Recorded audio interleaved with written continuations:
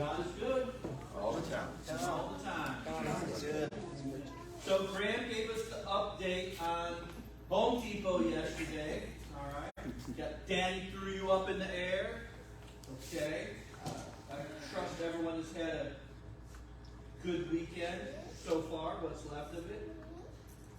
I despise assembling furniture, shelving, all of that stuff. Someone asked me the other day, it's been a while since we've heard about Taliban and all that. I said, well, you know what they are now? They work in the factories and they write out the copy on how to put stuff together. We put something together the other day, it had 0 words to it. None. It was just like 4 or 5 pictures and none of it made sense. And it was a mounting bracket for a television. We got one where you hang it from the ceiling, right? No words, and there's like 3 or 4 different ways you could put it together. Yesterday, Tammy put together a shoe shelf unit. I worked outside till 7 o'clock at night so that I didn't have to go in and out. I knew it. I knew it. I got one retreating. I was only going to power wash this, and it was great and it works. When I put stuff like that together, the kids learn new words. No, I'm just kidding. And you power washed the whole house. I did. I was just going to do the others. I did the Off the back board. I did the front porch. There's a lot of challenges out there. I don't know what your greatest challenge could be. Maybe it's treating others the way you want to be treated. Maybe it's forgiving someone. Maybe it's being more observant to the 10 Commandments. There's a lot of challenges out there. I believe humanity's greatest challenge that we all share is keeping our focus on an invisible God in a material world. Being able to keep our focus on a God that we can't see in a world that is chaotic and troublesome can be a challenge. I think it's our greatest challenge.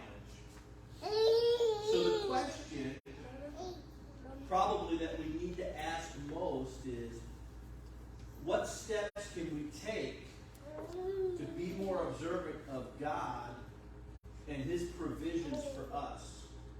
How can we, in this material world, keep the proper perspective on a God that we can't see, hear, taste, touch, measure, balance? How do we do that? How do we keep our perspective straight? It's not just a challenge when times are tough. Even in times of blessings, it's difficult to keep our eyes on God and remember His provision. So you probably remember the story of Abraham and Isaac.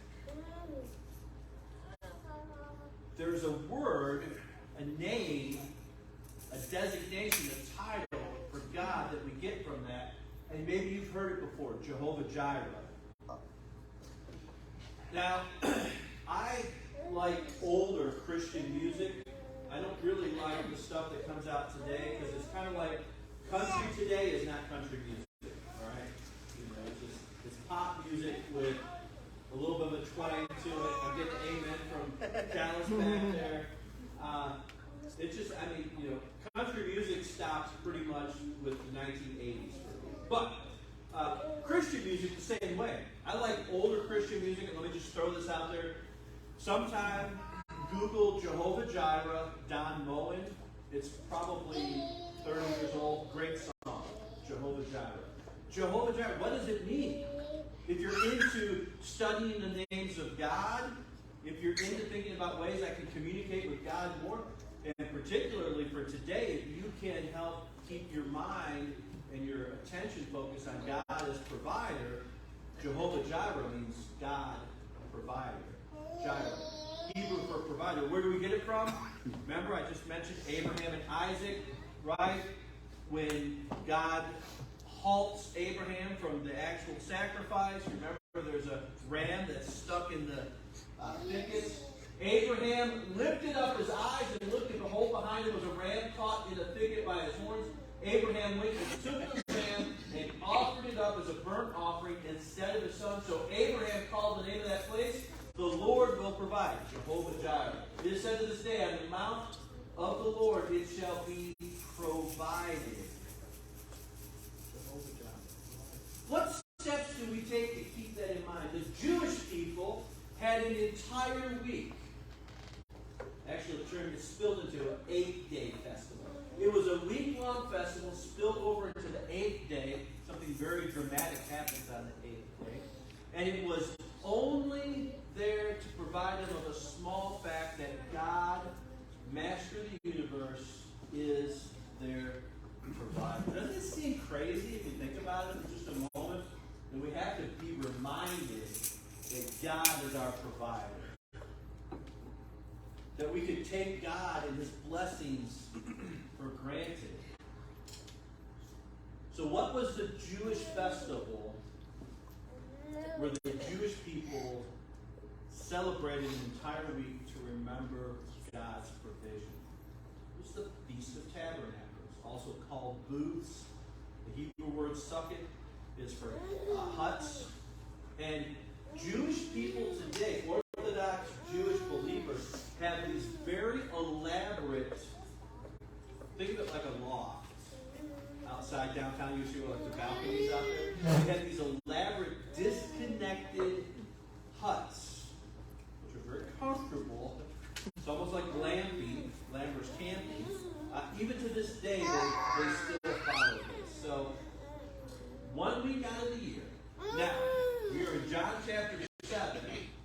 And it says, after this, Jesus went about in Galilee. He would not go about in Judea because the Jews were seeking to kill him. Now, watch as John will, over these next several paragraphs, build up the crisis between Jesus and the Jewish leaders, show us basically the conflict that Jesus is embroiled in, and how quickly and how powerfully it's going to escalate.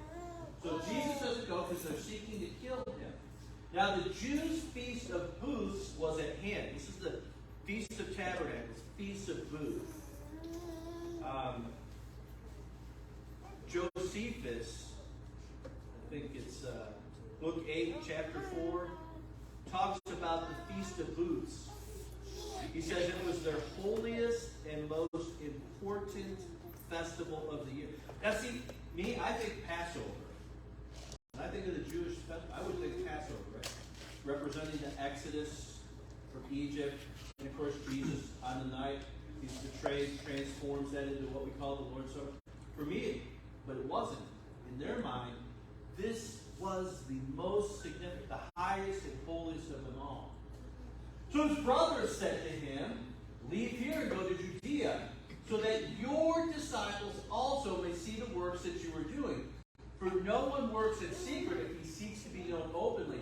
If you do these things, show yourself to the world." For not even his brothers believed in him. Last couple of weeks we were looking at chapter 6. Actually, it feels like it was about 6 weeks we were in chapter 6.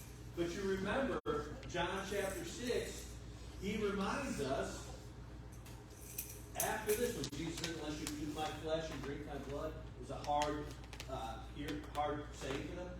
After this, many of his disciples turned back and no longer walked with him. So Jesus said to the 12, "You want to go with me?" The brothers aren't believing in him. His own brothers who've known him his whole life, they don't believe in him. They don't believe he's the Son of God. They don't believe he's the Messiah. They don't have faith in him. Are they getting the jab in?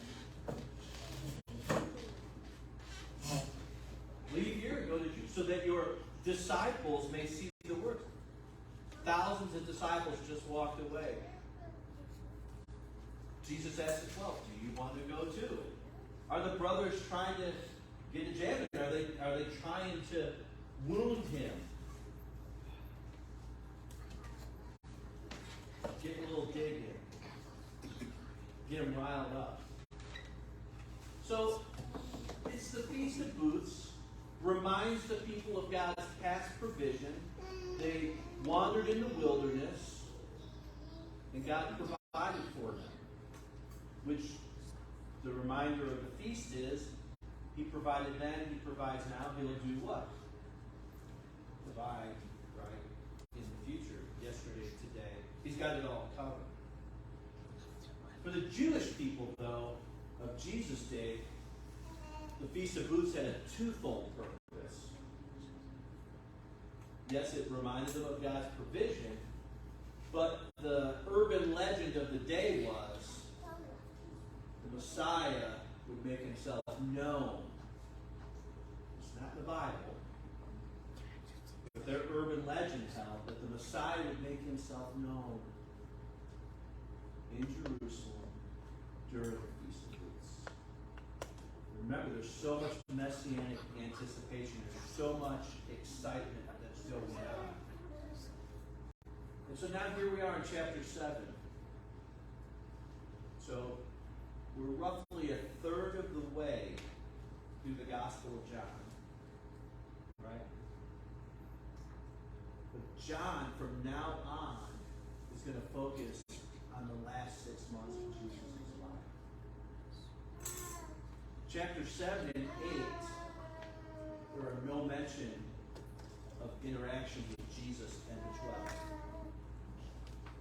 We won't have any interaction with the disciples. There's going to have intense focus on Jesus. And John is going to save the biggest bulk of his writing for that last 6 months. So the crisis escalates.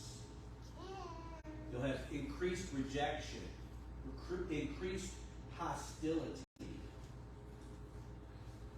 And you got brothers who don't believe in you. You're such a great miracle worker. You got all these disciples. Why don't you go on to Jerusalem? Now's your chance. Or maybe they're encouraging him, Jesus, you need to salvage the family name. You just had this big debacle out there on the lake. You fed the 5,000. Everyone walked away. Now you're a laughing stock. And we are the brunt of your jokes. We go to the market. We go downtown, and they're like, oh, I thought your brother had this great following. Where is that? Maybe that's their motivation. Either way, hold this thought in your mind for just a moment. Who knows you better than your own family? And they don't believe Jesus. They've known him their entire life. They know his character. They know him as a person. And they're unbelieving. So go up there. Jesus said to them in verse 6, my time has not yet come, but your time is always here. The world cannot hate you, but it hates me because I testify about it that his works are evil. You got to stop and think about the irony of that. The world hates Jesus, and yet John 3:16, God so loved the world that he sent his own. The very system that goes against everything you do, and you're going to sacrifice yourself. It almost sounds like parenting. Hold on. Right? The world hates you, Jesus, but not you, his brothers. You, verse 8, you go up to the feast. I'm not going up to the feast. My time is not yet fully come. After saying this, he remained in Galilee. But after his brothers had gone up to the feast, then he also went up, not publicly, but in private. The Jews were looking for him at the feast, saying, where is he? Why isn't he here? Everybody comes to this feast. And there was much muttering about him among the people. While some said he's a good man, others said, no, he's leading the people astray. Yet for the fear of the Jews, no one spoke openly of him. Verse 13, if you have a paper Bible, that's one of those verses that you want to underline. Most scholars, people who put together commentaries, people who are really deep thinkers, believe this is the premise, the meat, the huge main point of John's gospel. Yes, Jesus God in the flesh. Yes, he comes into the world. But John is writing at the end of the first century, right? Like 90-ish AD. And you still have believers who are bullied and intimidated by Jewish, Orthodox, practicing people. And so you've got these new fledgling Christians who are afraid to interact as Christians because they are afraid of the Jewish system. And so this is a verse worth noticing because John is trying to encourage the audience he writes to be bold in their faith, to embrace their Christianity and live it out. Yet, for fear of the Jews, no one spoke openly about him. What are your fears when it comes to being known as a Christian? Are you afraid of being labeled a Bible thumper? Afraid of being labeled judgmental? Afraid of being labeled naive, as if you believe in a fairy tale and some Santa Claus up on a cloud, tooth fairy, genie in a bottle type grant wishing God up there who you're silly to believe in? What are the fears that culture casts on you that limit you from being more expressive in your faith, or open, or vocal, or evangelistic?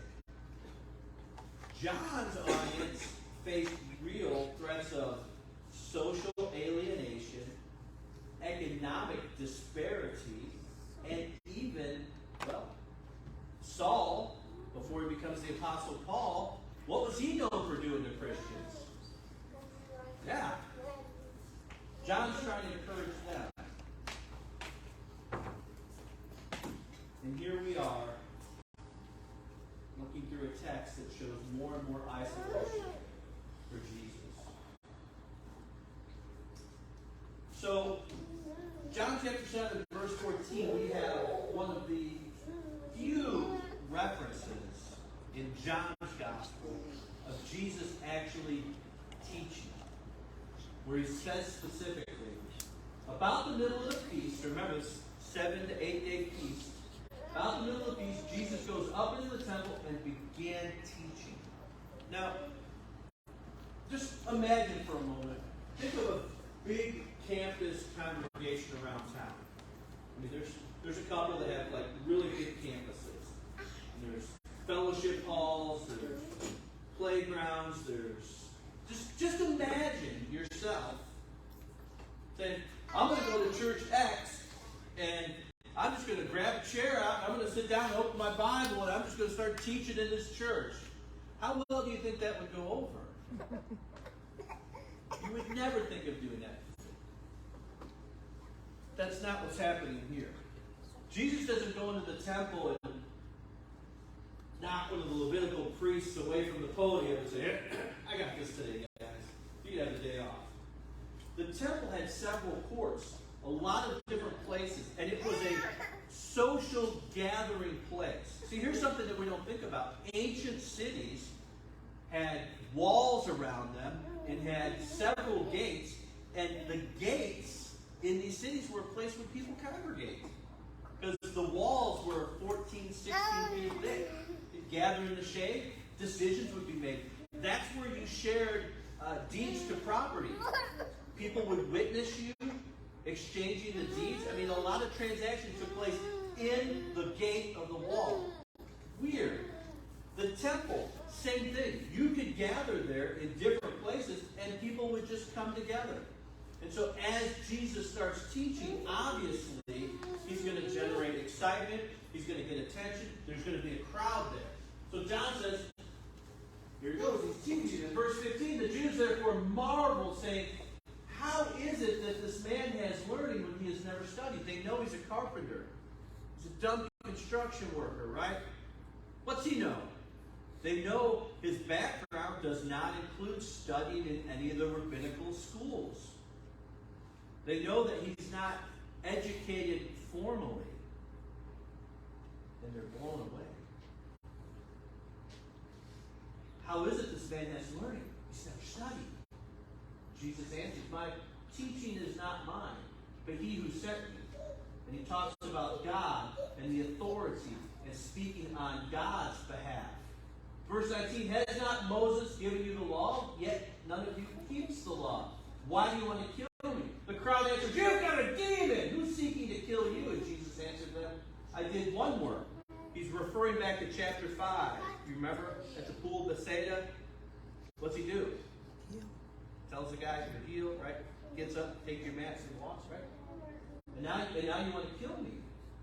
Moses gave you circumcision, not that it's from Moses, but from the fathers, and you circumcise a man on the Sabbath. He got in trouble for telling the guy to get up and walk on the Sabbath.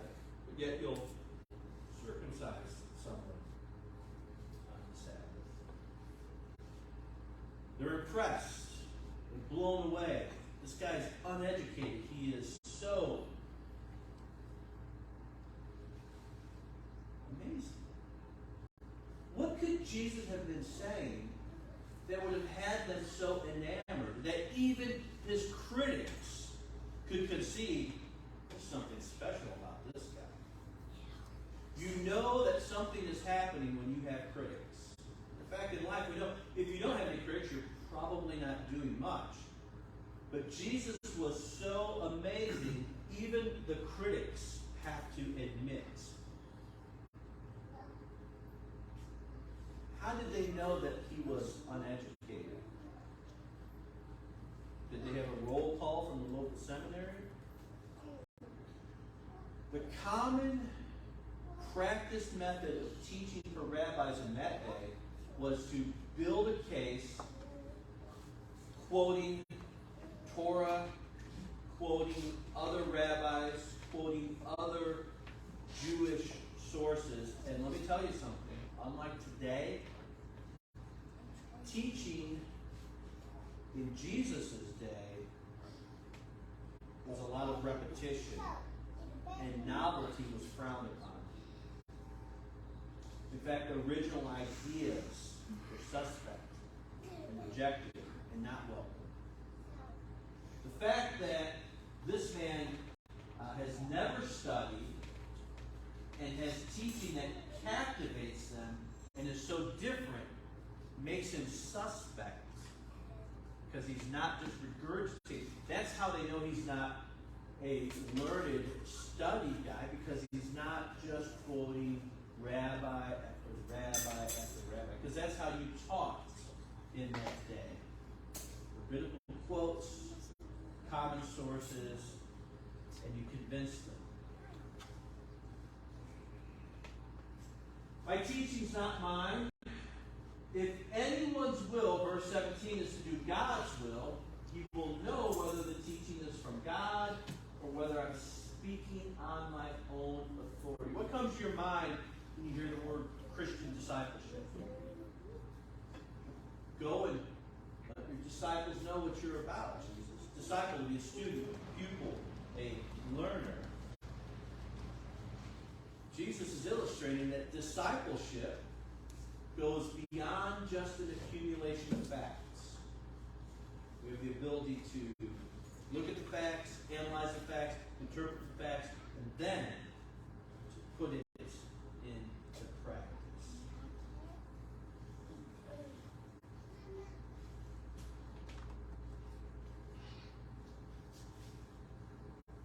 Sad to receive, a man receives circumcision that the law of Moses may not be broken, or get angry with me, because on the Sabbath I made a man's whole body whole. In verse 24, Jesus says, do not judge by appearances, but judge with a righteous judgment. What are their misperceptions? Well, they accuse him of having a demon. No one wanted to kill you. You got a demon. Who's trying to kill you? You're uneducated, so therefore you're ignorant and have nothing to offer. There's a misperception of theirs. He's a violator of the law. He breaks the Sabbath, right? They've got all of these judgment calls. And Jesus says, don't judge by appearances, but judge with the right judgment. Crino, that word we get critic from. Don't criticize. Well, what could could they have done that could have been better?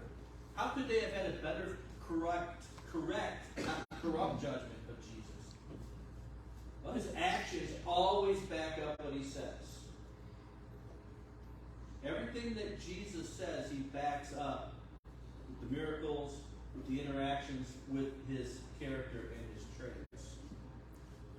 They also could have looked at his ministry and matched it up with Old Testament prophecies, right? There's over 400 Old Testament predictions of the coming of the Messiah. They had a whole host they could look at. They could have begun to match that up. Here's one for you. How about just acknowledge the miracles they have observed? Right? He's turned the water into wine. He's fed the 5,000. He's done a whole bunch. Instead of just constantly trying to ignore that evidence, they could have acknowledged that. Or here's a novel one. He's teaching publicly in the temple. How about just assess his teachings on their own merits?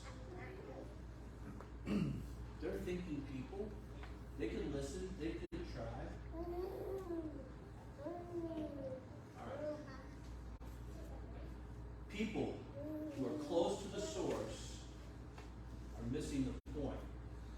Jesus' entire family, in this part of the gospel, skeptical, critical, harassing him, unbelieving. Eyewitnesses around him, people listening to his teaching, and they're all missing the point. And if that doesn't scare you, you're not paying attention to the story. The people that are with him every day walk away from him in chapter 6. The people who are there observing the miracles, the people who are listening to the teaching, the people who are looking him in the eyes, smelling his morning breath, seeing his matted hair when he sleeps, and they're missing it. If that doesn't scare you, you've not digested the story. People that close to the source, and they're missing it. They're skeptical, they're challenging him, they're harassing him, and they're right there. The closer they got, the further they missed the point. The more exposure they had, the more ignorant they became. That is a scary proposition that you could be right there, you could be fully exposed and completely be oblivious to God in your presence and the Messiah. How could that possibly be? To be right there, listening to him, watching him, and miss the point. Because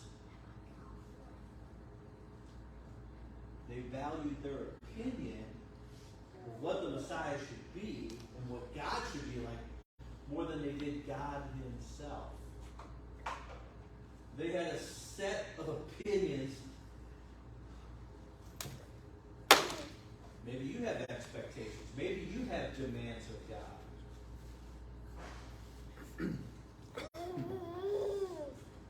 Maybe it's time to just trust Jesus at face value. Submitting to the message and the Messiah. That was their challenge. It could be ours as well. So I've said all that to say it is a very valuable exercise to be able to check our own motivations, check our own opinions, our own expectations, our own demands, but also to be people who are willing. They didn't seem to be so willing, but be willing to allow Jesus to move us towards maturity.